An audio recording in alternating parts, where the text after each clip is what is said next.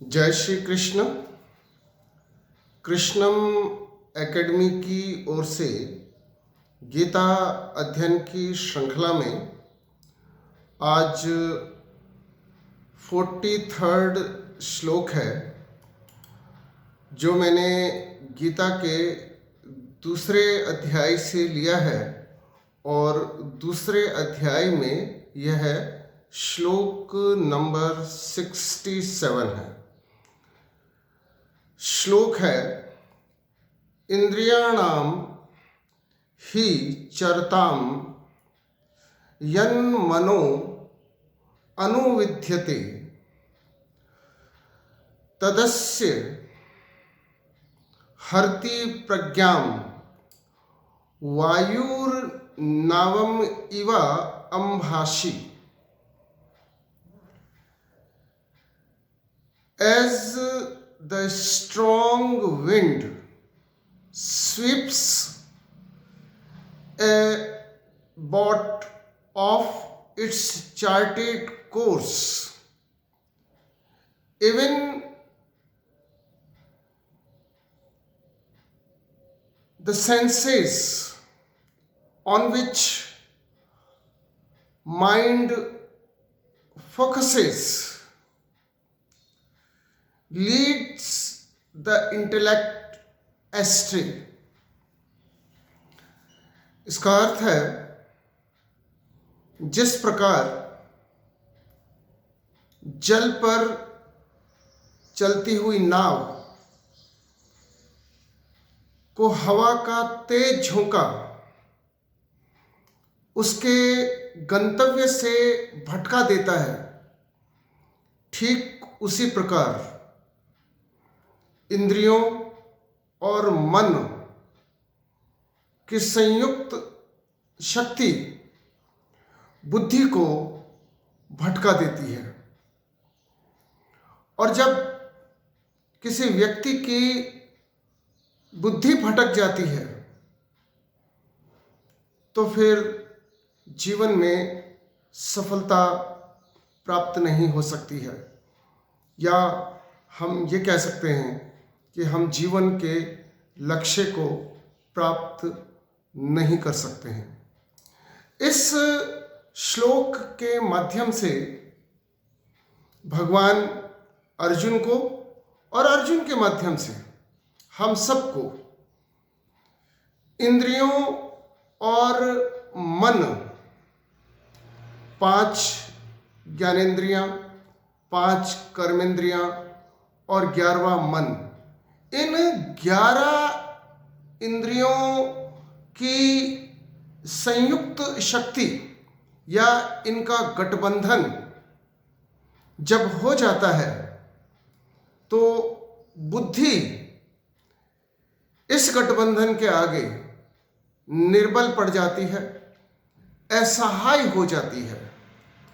और जब बुद्धि कमजोर हो जाती है, जब प्रज्ञा हर ली जाती है, तो फिर मन मनमानी करता है।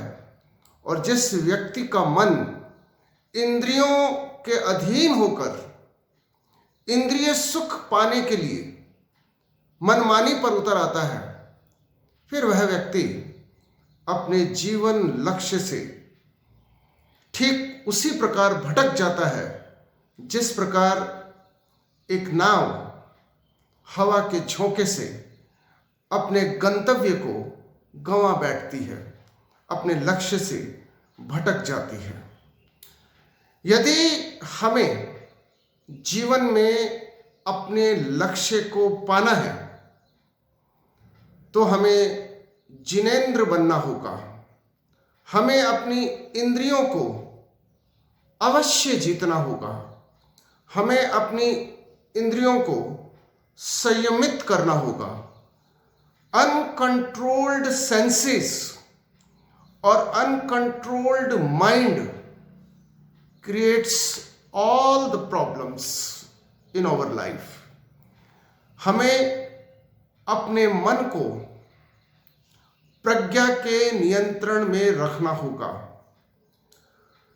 जैसा मैं पहले भी बता चुका हूं होता यह है कि हमारा मन इंद्रियों के अधीन हो जाता है और इंद्रिय सुख पाने के लिए, सांसारिक सुखों को भोगने के लिए, भौतिक सुखों को भोगने के लिए और परमात्मा को छोड़कर अन्य जीवात्माओं के साथ उसका मोह स्थापित हो जाता है। और जब ऐसी स्थिति होती है तो मन मृग तृष्णा का शिकार हो जाता है। वो पाना तो आनंद चाहता है, लेकिन उसे वह परमानंद नहीं मिल सकता है। इस श्लोक के माध्यम से भगवान हमें इंद्रियों की जो शक्ति है या जो मन का जो बल है उससे हमें परिचित करवा रहे हैं और हमें समझाने का प्रयास कर रहे हैं कि मन को नियंत्रित करना या मन को जीतना आसान नहीं है। और अगर यदि कहा जाए सबसे मुश्किल कार्य, सबसे कठिन कार्य मन को जीत लेना है, और जो मन को जीतता है वही महावीर होता है।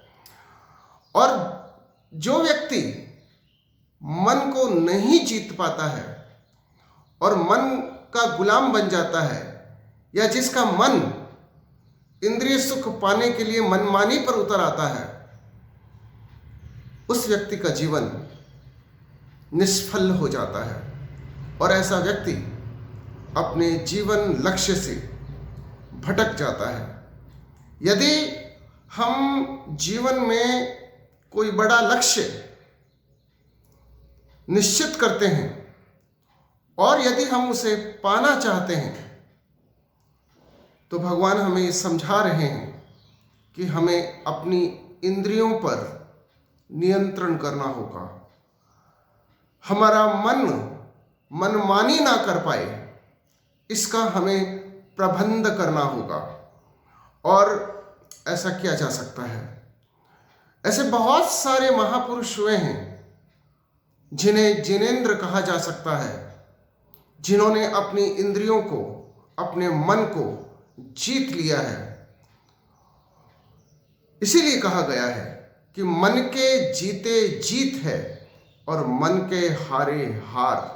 यदि आपका मन, आपका मनोबल बुद्धि की आज्ञा पालन में नहीं है, तो निश्चित रूप से आपका मन भटका हुआ है।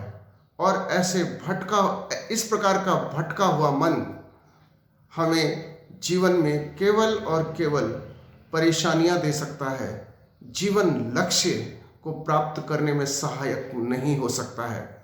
यदि हमें जीवन लक्ष्य पाना है तो हमें समझना होगा कि इंद्रिय सुख से कभी संतुष्टि प्राप्त नहीं हो सकती है।